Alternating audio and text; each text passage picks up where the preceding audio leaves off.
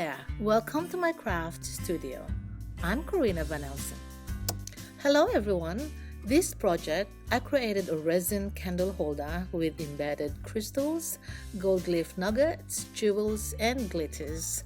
I decided to use this glass candle holder as a model to create my mold, so I can reuse the mold to cast my candle holder embedded with beautiful ornaments.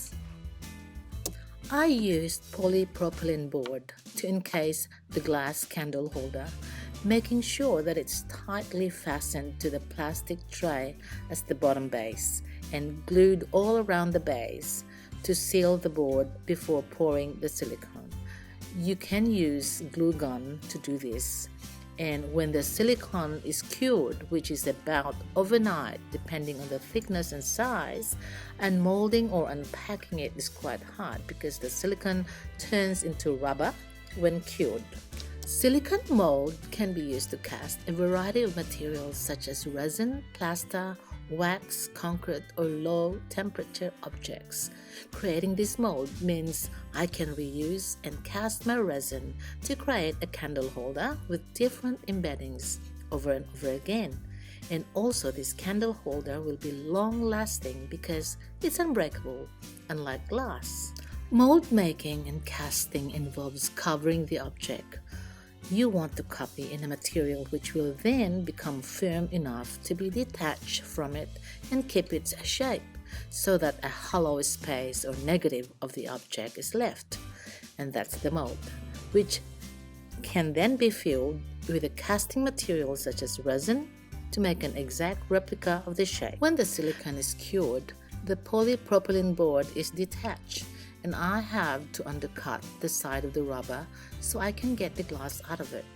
Bit of an effort here not to cut some bits inside my mold, or I would end up with bumps in my cast, which I did. I must be very careful next time.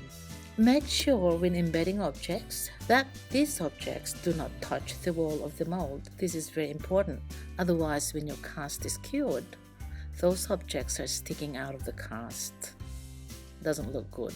When embedding my objects, I used strings to fasten my objects and taped or glued the strings outside my mold, so those objects are actually hanging inside my mold and not touching the bottom or walls of the mold. The finished product should be smooth outside.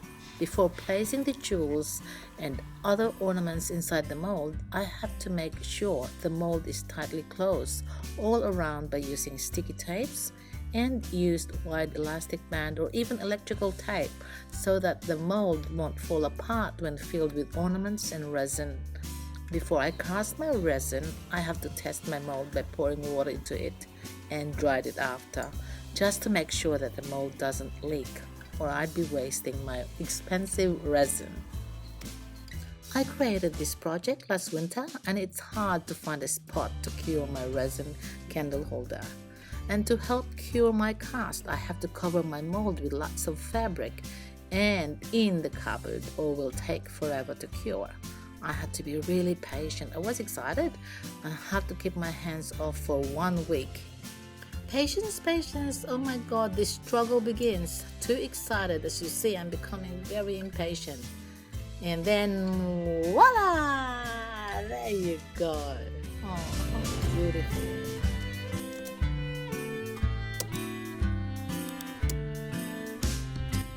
As I said a bit ago, be careful when unpacking your mold because you could create some bumps or holes in the mold as I did. If you can spot some rough edge around, you'll be good. As you see, the bottom is rough, and that I fixed with sandpaper, then coated with resin to smoothen.